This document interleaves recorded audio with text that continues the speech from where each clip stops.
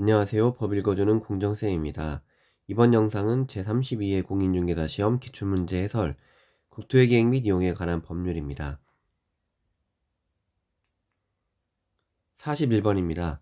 국토의 계획 및 이용에 관한 법령상 광역도시계획에 관한 설명으로 틀린 것은 보기 1번 광역도시계획의 수립기준은 국토교통부 장관이 정한다. 바로 보기별로 해설을 살펴보겠습니다. 먼저 1번은 법 제12조 2항에 그대로 나와 있는 조문이죠. 광역도시계획의 수립기준은 대통령령, 시행령으로 정하는 바에 따라서 장관이 정하도록 하고 있죠. 맞는 설명이고요. 2번은 마지막에 보겠습니다. 3번 시도지사, 시장 또는 군수는 광역도시계획을 수립하거나 변경하려면 미리 관계 시도, 시 또는 군의 의회와 관계 시장 또는 군수의 의견을 들어야 한다. 해당 내용은 법 제15조 제1항에 나와 있죠. 시도지사, 시장 또는 군수는 광역도시계획을 수립하거나 그리고 수립된 광역도시계획을 변경하려고 할 때는 미리 해당 시도, 시 또는 군의 의회 그리고 해당 시장, 군수의 의견을 들어야 한다. 그대로 조문 옮겨왔고요. 4번 시장 또는 군수가 기초조사 정보체계를 구축한 경우에는 등록된 정보의 현황을 5년마다 확인하고 변동사항을 반영해야 한다. 보기 4번도 법 제13조 5항에 있는 조문을 그대로 옮겨놨습니다. 기초조사 정보체계를 구축한 경우에는 등록된 정보의 현황을 몇 년마다 5년마다 확인을 하고 변동사항을 반영하도록 하고 있습니다. 보기 5번입니다. 광역계획권을 지정한 날부터 3년이 지날 때까지 관할 시장 또는 군수로부터 광역도시계획의 승인 신청이 없는 경우 관할 도지사가 광역도시계획을 수립하여야 한다. 국계법 제11조 제1항에는 이 광역도시계획의 수립권자가 나옵니다. 광역도시계획 수립권자는 장관, 그리고 시도지사, 시장 또는 군수가 되겠는데요. 총 4가지의 경우가 있죠. 먼저 첫 번째, 광역계획권이 같은 도의 관할구역에 속하여 있는 경우, 이 보기 2번이 되겠죠. 이때는 관할 도지사가 아니라 관할 시장 또는 군수가 공동 함께 수립하도록 하고 있습니다. 그래서 41번은 2번이 정답이었고요. 계속 살펴보겠습니다. 두 번째는 광역계획권이 둘 이상의 시도의 관할구역에 걸쳐 있는 경우. 첫 번째는 같은 도의 관할구역에 속하 있는 경우고, 두 번째는 2개 이상의 시도에 걸쳐 있는 경우에는 관할 시도지사가 공동으로 수립하게 되어 있고요. 세 번째는 보기 5번의 내용이죠. 광역계획권을 지정한 날로부터 3년이 지날 때까지 수립권자가 광역도시계획의 승인 신청이 없을 때에는 이때 관할 도지사가 광역도시계획을 수립하게 됩니다. 그래서 이 보기 2번이 첫 번째와 이 세 번째를 섞어놨죠. 그리고 마지막 국가계획 나왔죠. 국가계획과 관련된 광역도시계획의 수립이 필요한 경우, 그리고 광역계획을 지정한 날부터 3년이 지날 때까지 관할 시도지사로부터, 이 세 번째는 관할 시장 또는 군수로부터고, 네 번째는 관할 시도지사로부터죠. 시장 군수보다 시도지사가 더 위에 있죠. 이때는 장관이 수립하도록 하고 있습니다. 그래서 정답은 2번이었고요. 42번입니다. 국토의 계획 및 이용에 관한 법령상 도시군 기본계획에 관한 설명으로 틀린 것은, 이번엔 도시군 기본계획이네요. 보기 1번입니다. 수도권 정비계획법에 의한 수도권에 속하고 광역시와 경계를 같이 하지 아니한 시로서 인구 20만 명 이하인 시는 도시군 기본계획을 수립하지 아니할 수 있다. 해설 보겠습니다. 이 부분은 법 제18조 제1항에 나옵니다. 이렇게 이 도시군 기본계획의 수립권자가 쭉 나열되어 있고, 관할 구역에 대해서 도시군 기본계획을 수립하여야 한다. 다만 시 또는 군의 위치, 인구 규모, 인구 감소율 등을 고려하여 시행령으로 정하는 시 또는 군은 도시군 기본계획을 수립하지 아니할 수 있다. 도시군 기본계획은 기본적으로 무조건 수립하여야 하는 계획임에도 불구하고 수립하지 아니할 수 있는 예외 조항이 있죠. 해당 예외조항은 시행령 제14조에 나오고 지금 이 1호가 그 보기 1번의 내용인데요. 수도권 정비계획법에 의한 수도권에 속하지 아니하고 일단은 수도권에 해당이 되지 않고 광역시와 경계를 같이 하지 아니한 시 또는 군으로서 인구 10만 명 이하인 시 또는 군. 자, 이 보기 1번의 두 가지가 틀린 거예요. 먼저 이 수도권에 속하고가 아닌 수도권에 속하지 아니하고가 되고 그리고 인구 20만 명이 아닌 인구 10만 명 이하인 시 또는 군. 그래서 42번은 1번이 정답이었고요. 보기 2번 도시군 기본계획에는 기후변화 대응 및 에너지 절약에 관한 사항에 대한 정책 방향이 포함되어야 한다. 법 제19조 1항에서는 이 도시군 기본계획에 포함되어야 할 이 정책 방향에 대해서 쭉 나열하고 있습니다. 총 9가지가 나열이 되어 있는데 아니죠. 10가지죠. 11가지네요. 자, 이 8호의 2가 바로 이 기후변화 대응 및 에너지 절약에 관한 사항이 되겠습니다.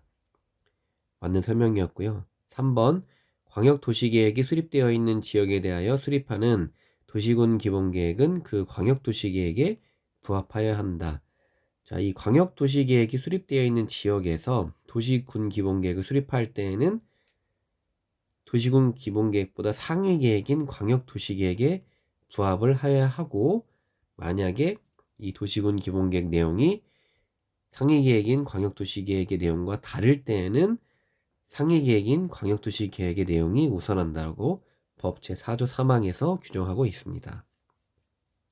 맞는 설명이고요. 4번 시장 또는 군수는 5년마다 관할구역의 도시군 기본계획에 대하여 타당성을 전반적으로 재검토하여 정비하여야 한다. 법 제23조 1항의 내용을 그대로 옮겨놨습니다. 맞는 설명이고요. 5번 특별시장, 광역시장, 특별자치시장 또는 특별자치도지사는 도시군 기본계획을 변경하려면 관계행정기관의 장과 협의한 후 지방도시계획위원회의 심의를 거쳐야 한다. 법 제22조 1항의 내용을 그대로 옮겨놓았습니다. 도시군 기본계획을 수립하거나 변경할 때 관계행정기관의 장과 협의한 후에 지방도시계획위원회 심의를 거치도록 하고 있죠. 그 정답은 1번이 되겠습니다. 다음 문제입니다. 43번 국토계획 및 이용에 관한 법령상 도시군 계획 시설, 이번엔 시설이네요. 관한 설명으로 틀린 것은 보기 1번입니다. 도시군 계획시설 부지의 매수 의무자인 지방도시공사는 도시군 계획시설의 채권을 발행하여 그 대금을 지급할 수 있다. 자, 보기 1번은 법 제47조 2항에 나와 있는데요. 도시군 계획시설 부지의 매수 의무자가 이 보기에서는 지방공사라고 되어 있는데 법에서는 이 지방자치단체인 경우에 채권을 발행하여 지급할 수 있다. 지방공사가 아니라 지방자치단체가 채권을 발행해서 지급할 수 있다. 그래서 1번이 틀린 내용이 되겠습니다. 2번 봅니다. 도시군 계획시설 부지의 매수 의무자는 매수하기로 결정한 토지를 매수의 결정을 알린 날부터 2년 이내에 매수하여야 한다. 법 제47조 6항인데요. 매수 의무자는 매수 청구를 받은 날로부터 6개월 이내에 매수를 할지 말지를 결정을 하도록 하고 있죠. 그래서 매수 여부를 결정을 해서 통보를 합니다. 그러면 이 매수하기로 결정한 토지는 그 통보를 받은 날, 결정을 알린 날부터 2년 이내에 매수를 하도록 하고 있습니다. 보기 2번 맞는 설명이었고요. 3번 200만 제곱미터를 초과하는 도시개발법에 따른 도시개발구역에서 개발사업을 시행하는 자는 공동구를 설치하여야 한다.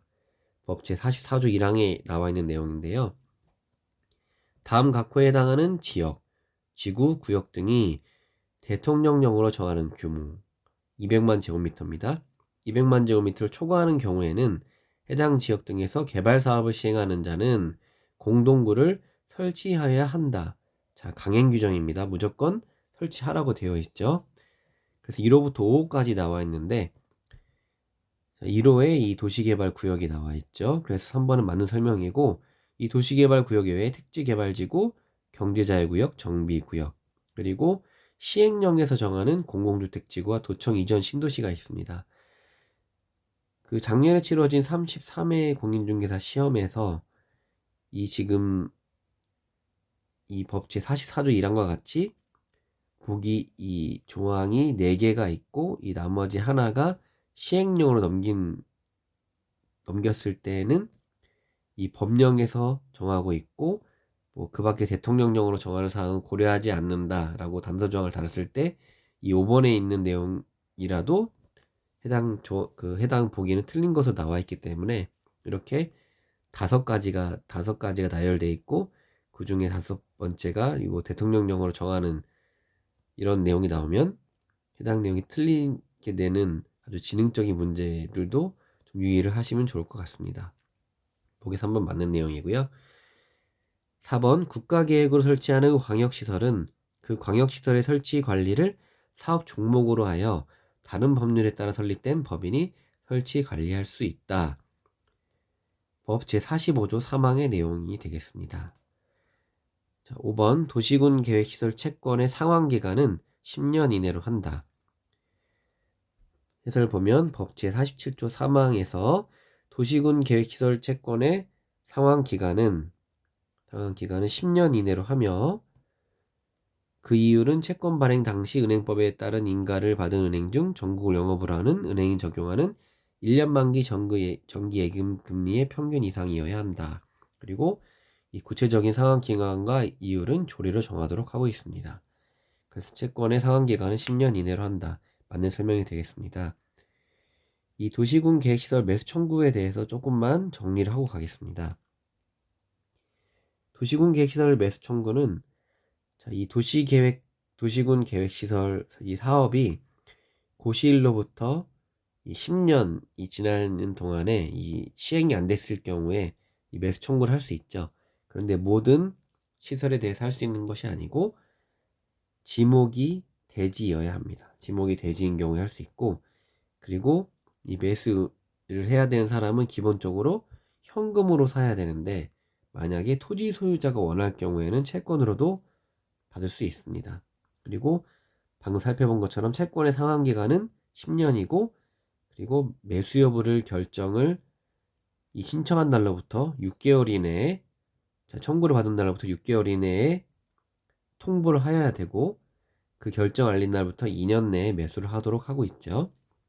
그런데 만약에 이 매수 여부를 6개월 이내에 결정 안 하거나 매수를 하기로 결정을 한 지 2년이 지났는데도 매수를 하지 않으면 건축을 할 수 있는데 이때 할 수 있는 건축물은 3층 이하의 단독주택, 제1종 근린생활시설 모두 그리고 제2종 근린생활시설 이 중에서 이런 유흥시설들은 제외가 되죠. 그리고 공작물을 건축할 수 있습니다.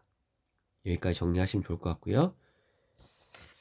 44번 국계법상 도시군 관리계획, 이번엔 관리계획 문제네요. 에 관한 설명으로 틀린 것은 보기 1번입니다. 국토교통부 장관은 국가계획과 관련된 경우 직접 도시군 관리계획을 위반할 수 있다. 법 제24조 5항이죠. 장관은 다음 각호의 어느 하나에 해당하는 경우에는 직접 또는 관계 중앙행정기관의 요청에 의하여 도시군 관리계획을 위반할 수 있다. 도시군 관리계획에 기본적으로 장관은 위반권자는 아닌데 다음과 같은 경우에만 위반할 수 있다. 그 중에서 국가계획, 이 국가계획이 나오면 다 장관과 연결되어 있습니다. 이때 도시군 관리계획 위반할 수 있다. 맞는 설명이고요. 2번 주민은 산업유통개발진흥지구의 지정에 관한 사항에 대하여 도시군 관리계획의 위반권자에게 도시군 관리계획 위반을 제한할 수 있다. 주민이 이 도시군 관리계획 위반을 제한하는 경우 이 법 제26조 제1항에 나오죠. 주민은 다음 각호의 사항에 대하여 도시군 관리계획 위반을 할 수 있는 자에게 위반을 제한할 수 있고 이때 제안서에는 도서와 도면과 서류죠. 그리고 계획 설명서를 첨부를 하도록 하고 있습니다. 그래서 총 4가지 사항이 나오는데 기반시설 설치 정비의 개량에 관한 사항, 그리고 지구단위 구역의 지정과 변경, 그리고 해당 계획의 수립 및 변경에 관한 사항, 그리고 다음 어느 해당하는 용도지구 지정 및 변경에 관한 사항이라고 해서 이 산업유통개발진흥지구, 개발진흥지구 중에서 산업유통개발진흥지구만 주민이 제한할 수 있고, 그리고 이 4호는 최근에 개정된 내용이죠. 입지규제 최소구역의 지정 및 변경과 입지규제 최소구역 계획의 수립 및 변경에 관한 사항에 대해서도 주민이 도시군관리계획을 위반할 수 있는 자에게 제한할 수 있습니다.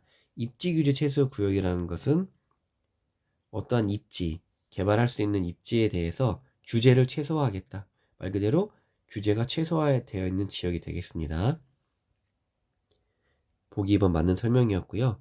보기 3번 도시군 관리계획으로 위반하려는 지구단위계획 구역이 상업지역에 위치하는 경우에는 죄의 취약성 분석을 하지 아니할 수 있다. 자, 법 제27조 사항이 되겠습니다.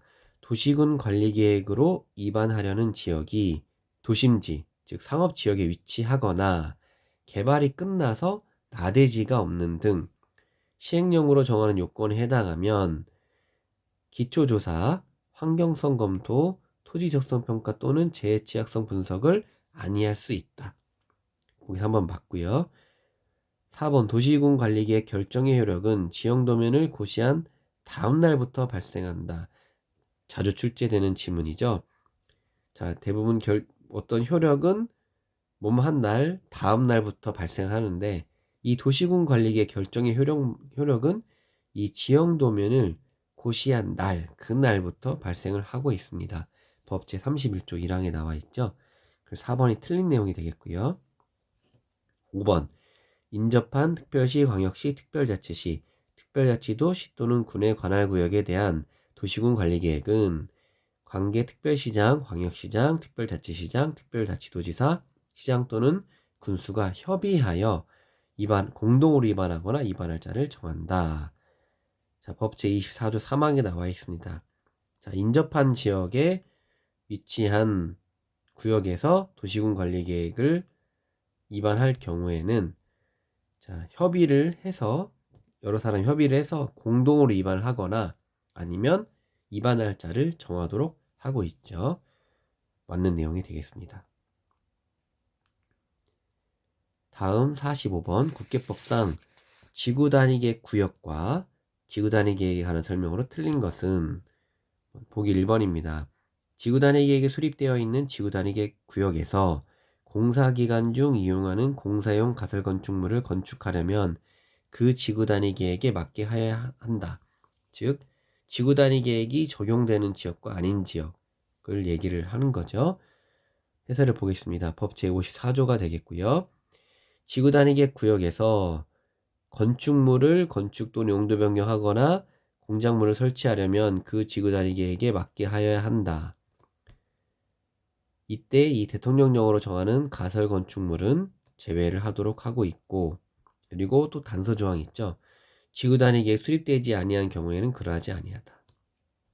먼저 이 지구단위계획이 수립되어 있는 지역에서 이 가설 건축물은 이 지구단위계획에 적용되지 않는 경우가 있는데, 자, 이 모든 가설 건축물이 해당되는 것이 아니고 이 세 개가 시행령 제50조의 2에 나와 있습니다. 첫 번째는 존치기간이 3년의 범위에서 해당 지자체 조례로 정한 존치기간 이내 건축물, 3년이면 3년, 이 숫자 바꿔 나올 수 있어요.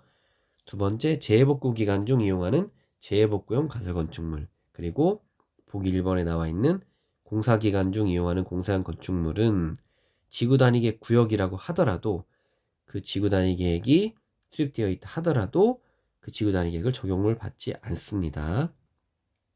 그래서 1번이 틀린 내용이 되겠고요. 2번 지구단위계획은 해당 용도지역 특성을 고려하여 수립한다. 법 제49조 1항에 나와 있죠. 지구단위계획은 다음 각호사항을 고려하여 수립한다. 그래서 1번부터 6번까지 나와 있는데 1번부터 3번이 법률에 나와 있고 이 4호, 5호, 6호 이 세 개는 시행령에 나와 있습니다. 그래서 이 세 번째 해당 용도지의 특성에 고려해서 수립한다는 맞는 내용이 되겠습니다. 3번 시장 또는 군수가 위반한 지구단위계획 구역의 지정 변경에 관한 도시군 관리계획은 시장 또는 군수가 직접 결정한다. 법 제29조 1항의 내용인데요. 도시군 관리계획은 시도지사가 직접 또는 시장군수 신청에 따라서 결정을 하게 되는데, 다만 대도시의 경우에는 해당 시장이 직접 결정을 하고 시장 또는 군수가 직접 결정을 하는 경우가 있는데, 어느 경우냐면 시장 또는 군수가 위반한 지구단위 계획 구역의 지정 및 변경, 그리고 해당 지구단위 계획 구역에서 수립하는 지구단위 계획에 관한 사항은 시장 또는 군수가 직접 결정을 하도록 하고 있습니다. 원칙은 도시군관리계획은 시도지사가 결정을 하는데, 시장 또는 군수가 결정할 때 하는 사항은 직접 위반한 지구단위 계획 구역에 관한 사항들이 되겠습니다. 보기서 한번 맞는 내용이고요. 4번 지구단위 계획 구역 및 지구단위 계획은 도시군 관리계획으로 결정한다. 법 제50조에 나와 있죠. 5번 관광진흥법에 따라 지정된 관광단지의 전부 또는 일부에 대하여 지구단위 계획 구역을 지정할 수 있다. 법 제51조 1항에 나와 있습니다. 장관이나 시도지사, 시장 또는 군수는 다음 각호 어느 하나에 해당하는 지역의 전부 또는 일부에 대하여 지구단위 계획 구역을 지정할 수 있다.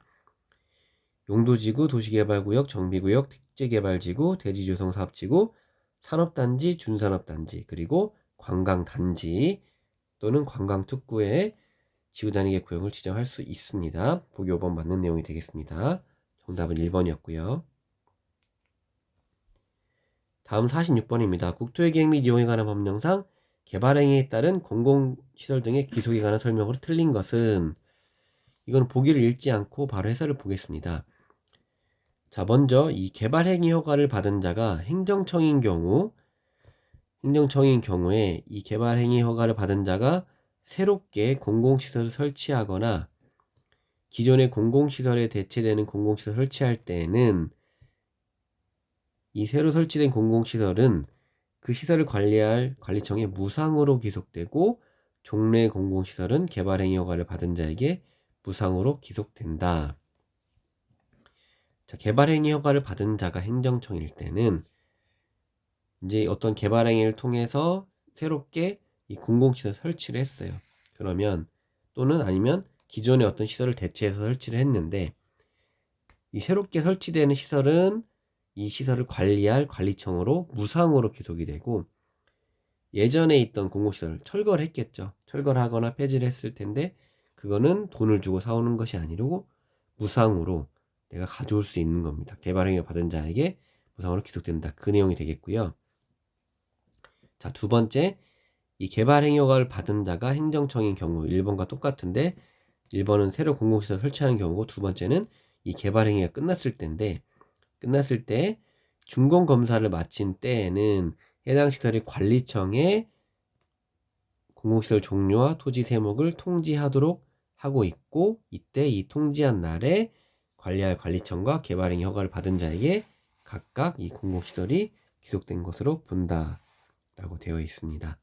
그리고 이 개발행위 허가를 받은 자가 행정청이 아닌 경우, 이번에는 아닌 경우가 되는데, 첫 번째와 다르죠. 자, 여기까지는 똑같아요. 이 새롭게 설치하는 공공시설은 관리할 관리청이 무상으로 기속되는 건 똑같은데, 그 개발 행위로 인해서 아까 철거되거나 용도 폐지되는 공공시설은, 자, 그냥 그 허가 받은 자에게 무상으로 기속되는 것이 아니고, 새롭게 내가 기존 거를 폐지를 하고 새롭게 설치한 시설하고 서로 값을 비교를 해보는 겁니다. 값을 비교를 해서 기존에 있는 시설과 비교를 해서 이 비용이 같은 범위 안에서만 무상으로 양도를 하게 되는 거죠.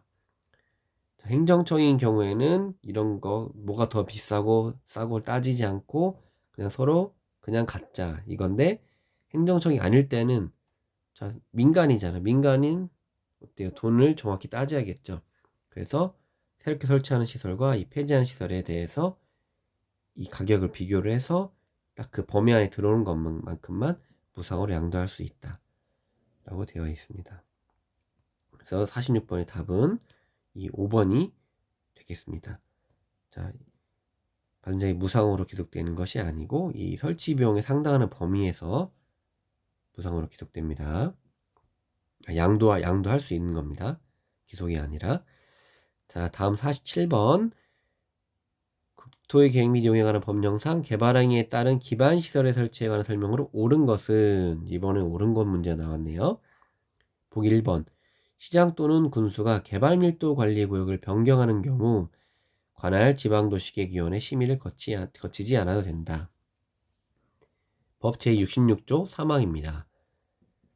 자, 특별시장부터 시장 군수는 개발 밀도 관리 구역을 지정하거나 변경하려면 해당 지방자치단체에 설치된 지방도시계획위원회 심의를 거쳐야 한다의 강행 규정이죠. 개발밀도 관리 구역을 지정하거나 변경할 때는 그 도시계획위원회 심의를 거치도록 하고 있죠. 틀렸습니다. 2번 기반시설 부담구역의 지정고시일로부터 2년이 되는 날까지 기반시설 설치 계획을 수립하지 아니하면 그 2년이 되는 날에 기반시설 부담구역의 지정은 해제된 것으로 본다. 시행령 제65조 4항의 내용이 되겠는데요. 기반시설 부담구역의 지정고시일로부터 2년이 아닙니다. 1년이 되는 날까지 기반시설 설치 계획을 수립해라. 수립하지 않으면 그 1년이 되는 날 다음 날에 해당 기반시설 부담구역의 지정은 해제된 것으로 본다. 자, 1년 안에 이 개발 행위를 이 기반시설 부담구역 안에서 계획을 수립해야만 계속 유지를 할 수 있다. 이 뜻이 되겠습니다. 보기 2번 틀렸고요. 3번 시장 또는 군수는 기반시설 설치 비용 납부 의무자가 지방자치단체로부터 건축허가를 받은 날부터 3개월 이내에 기반시설 설치 비용을 부과하여야 한다. 법 제69조 2항이 되겠습니다. 자, 특별시장부터 시장 또는 군수는 납부 의무자가 국가 또는 지방자치단체로부터 건축허가를 받은 날부터 3개월이 아니라 2개월 이내에 기반시설 설치 비용을 부과한다.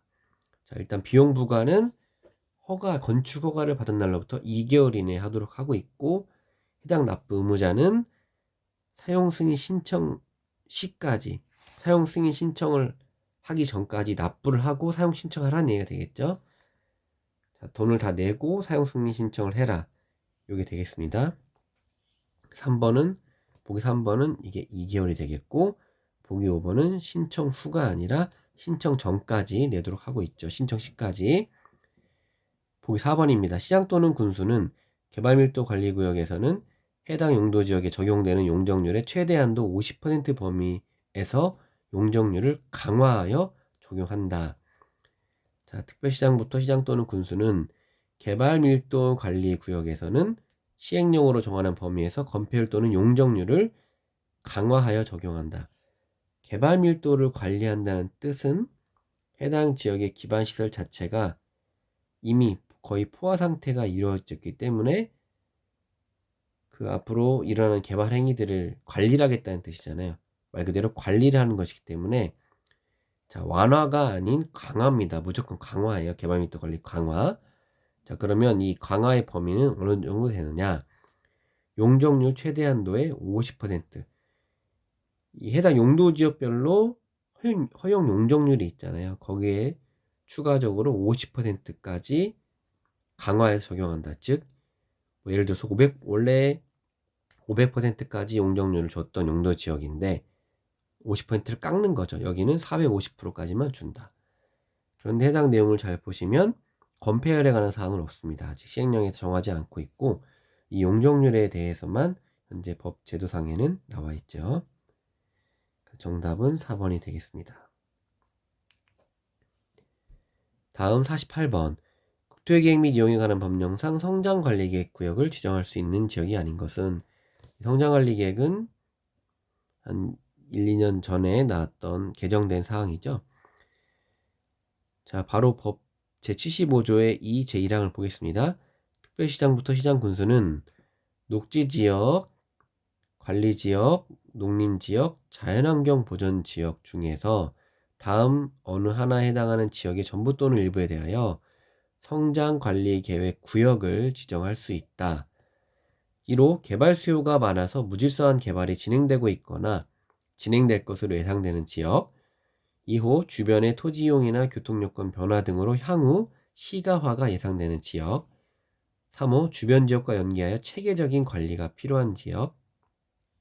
4호 토지 이용 규제 기본법에 따른 지구 등의 변경으로 토지 이용에 대한 행위 제한이 완화되는 지역. 그리고 그 밖에 난개발의 방지와 체계적인 관리가 필요한 지역으로서 시행령으로 정하는 지역에 보면 인구 감소 또는 경제성장 정체 등으로 압축적이고 효율적인 도시성장 관리가 필요한 지역이나 공장 등과 입지 분리 등을 통해 쾌적한 주거환경 조성이 필요한 지역, 이런 지역들의 성장관리 계획을 지정을 할 수 있는데 용도지역이 정해져 있어요. 모든 용도지역이 지정할 수 있는 것이 아니고 일단 관리지역, 농림지역, 자연환경보전지역은 기본으로 깔고 있고 도시지역 중에서 가장 보존 성격이 강한 녹지지역까지 추가로 되어 있습니다. 그러면 이 보존 성격이 아닌 지역을 찾으면 되는 거죠.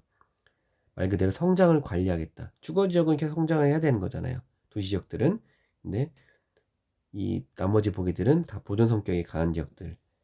성장관리계획의 내용을 혹시나 몰랐더라도 약간 유추해 볼 수 있는 문제가 되겠습니다. 다음 49번 국토의 계획 및 이용에 관한 법령상 시가와 조정구역에 관한 설명으로 옳은 것은 1번 시가와 조정구역은 도시지역과 그 주변 지역의 무질서한 시가화를 방지하고 계획적 단계적인 개발을 도모하기 위하여 시도지사가 도시군 기본계획으로 결정하여 지정하는 용도구역이다. 법 제39조 1항을 읽어보겠습니다. 시도지사는 직접 또는 관계 행정기관의 요청을 받아 목적이 되겠죠. 도시지역과 그 주변 지역의 무질서한 시가화를 방지하고 계획적이고 단계적인 개발을 도모하기 위하여 대통령령으로 정하는 기간 5년 이상 20년 이내 이 기간 동안 시가화를 유보할 필요가 있다. 시가화되는 것을 막아보자 라고 인정이 되면 시가와 조정구역의 지정 또는 변경을 도시군 기본계획이 아니라 도시군 관리계획으로 결정할 수 있다. 자, 용도구역이니까 도시군 관리계획 결정을 하겠죠. 다만 국가계획과 연계하여 필요한 경우에는 국가계획 나오면 장관이 나온다고 했죠. 장관이 지정할 수도 있고 시도지사가 지정할 수도 있는데 기간은 5년에서 20년 사이, 그리고 도시군 기본계획으로 결정하는 것이 아니고 도시군 관리계획으로 결정을 한다. 그래서 1번 틀린 내용이고 보기 2번이 맞는 내용이 되겠죠. 3번 시가와 유보기간이 끝나면 장관 또는 시도지사는 이를 고시하여야 하고 시가 조정구역 지정 결정은 그 고시일 다음 날부터 그 효력을 잃는다. 자, 시가 조정구역에 관한 도시군 관리계 결정은 시가 유보 기간이 끝난 날의 다음 날부터, 자, 유보 기간이 끝난 날입니다. 이 고시일 다음 날이 아니고 끝난 날의 다음 날부터 효력을 잃고 이 경우에 그 사실을 고시하도록 돼 있어요. 이게 약간 이 법 제39조 2항을 섞어놨어요. 문장이. 자, 유보 기간이 끝날 다음 날 효력을 잃어버리게 되고 그냥 이 사실을 고시를 하는 겁니다. 이 고시를 다음부터 효력을 잃는 것이 아니고 효력을 잃었으면은 이 사실을 고시하도록 하고 있다. 순서가 다르죠. 틀린 내용이 되겠고 4번 공익상 그 구역 안에서의 사업 시행이 불가피한 것으로서 주민의 요청에 의하여 시도지사가 시가와 조정구역의 지정 목적 달성에 지장이 없다고 인정한 도시군 계획 사업은 시가와 조정구역에서 시행할 수 있다. 법 제81조 제1항이 되겠습니다. 시가와 조정구역에서의 도시군 계획 사업은 대통령령으로 정하는 사업만 시행할 수 있다. 라고 해서 이 시행령 제87조 보면 법 제81조 제1항에서 대통령령으로 정하는 사업이란 라고 해서 국방상, 공익상, 시가 조정구역 안에서의 사업 시행이 불가피한 것으로서 관계 중앙행정기관의 장의 요청에 의하여 장관이 시가 조정구역의 지정 목적의 달성 지장이 없다고 인정하는 도시군 계획 사업을 말한다. 즉 보기 4번이 어떻게 틀렸냐면 이 시도지사도 틀렸고요. 이 주민의 요청도 틀렸습니다.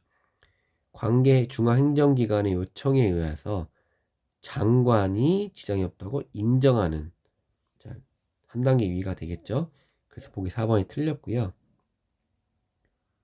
보기 5번은 시가 조정구역에서 임목의 벌채, 조림, 용림 행위는 허가 없이 할 수 있다.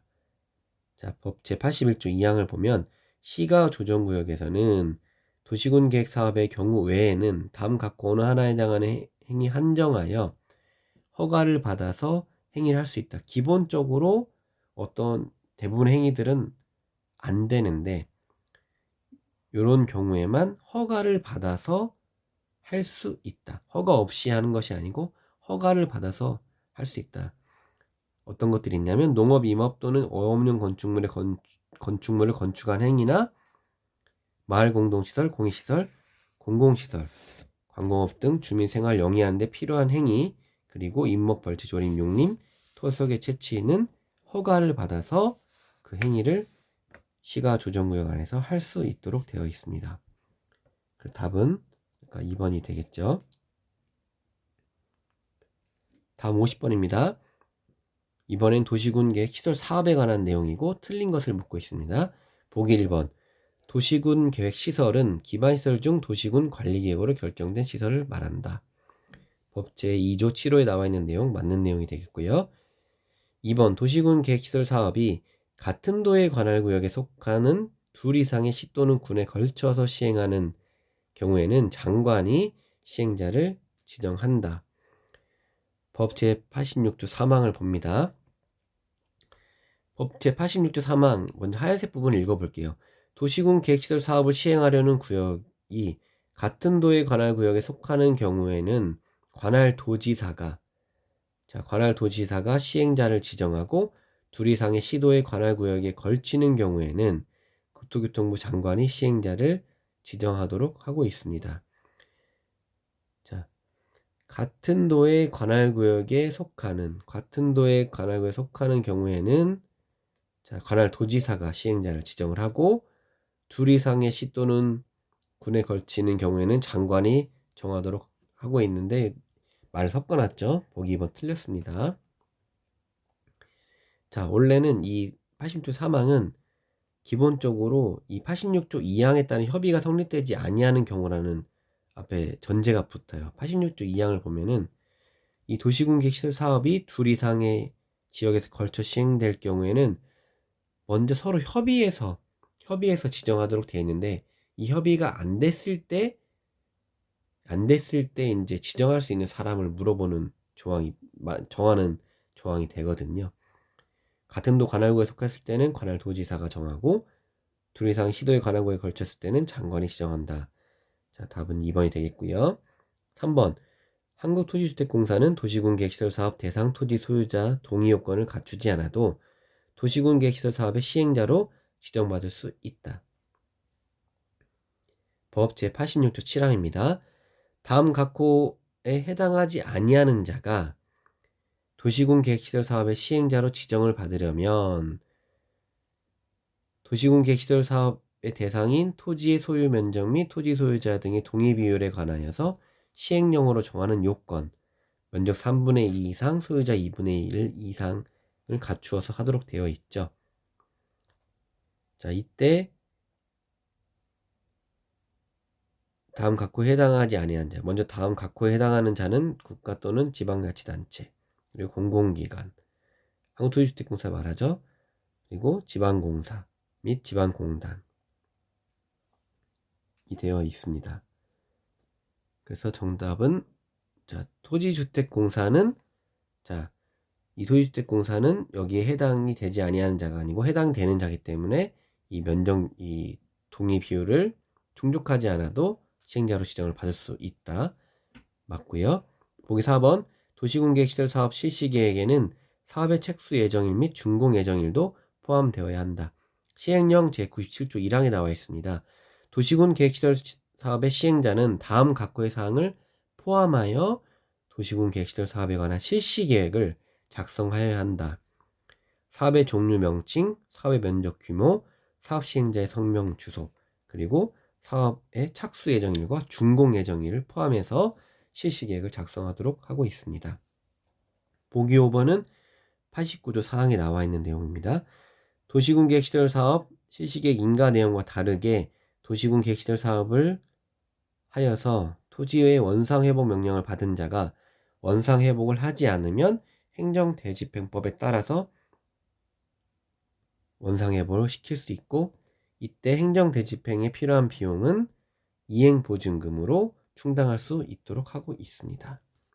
답은 2번이었고요. 다음 51번. 국토계획 및 이용에 관한 법령상 기반시설의 종류와 그 해당 시설의 연결이 틀린 것은, 자, 기반시설의 종류는 시행령 제2조에 나열되어 있습니다. 총 7가지, 교통, 공간, 유통 및 공급, 공공문화체육시설, 방지시설, 보건위생시설, 환경기초시설로 나눠져 있죠. 그래서 그 각 교통시설별로 어떤 시설들이 있는지가 쭉 나와져 있고, 자, 여러분들 좀 헷갈릴 수 있는 게 바로 이 빗물 저장 및 이용 시설이에요. 약간 이 빗물의 느낌은 이 방제 느낌하고 비슷하잖아요. 왜냐면 하천이나 유수지, 저수지, 방화설비, 방풍, 방수, 하방, 이 빗물을 받아서 저장하는 것이 어떻게 보면 유수지 역할이거든요. 그런데 이 빗물 저장은 및 이용 시설은 방제 시설이 아니고 이 기반 시설의 분류에서는 환경 기초 시설로 들어가 있습니다. 이 부분 좀 헷갈리시면 안 되고요. 그리고 제가 이 노란색으로 표시한 이 도로와 자동차 정류장 그리고 광장은 추가적으로 세분할 수 있는 시설이 되겠습니다. 여기 것까지 체크해 주시면 좋을 것 같네요. 자, 마지막 문제입니다. 국토계획 및 이용에 관한 법령상 용도지역별 용적률의 최대 한도가 큰 순서대로 나열된 것은, 자, 이 국계법 시행령에는 용도지역 안에서의 이 허용 용적률이 나오죠.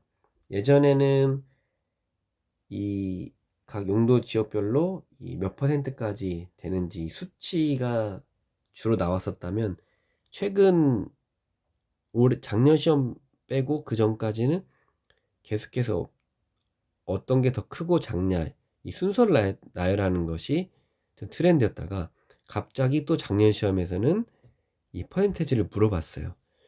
그래서 이게 굉장히 암기가 필요하고 숫자가 많이 나와서 헷갈리는 부분이어서, 이 부분에 대해서도 아마 각자 이 공부 방법이 있을 텐데, 일단은 기본적으로 이 건폐율의 용적률, 이 건축물의 규모잖아요. 이 건축물의 규모를 여러분들 생각했을 때 어떤 게 더 클까? 그냥 우리가 보통 시내 상업지역에 있는 건물들이 보면은 여유공간도 없고 건물들이 높잖아요. 그렇기 때문에 이 건폐율의 용적률 자체가 높다.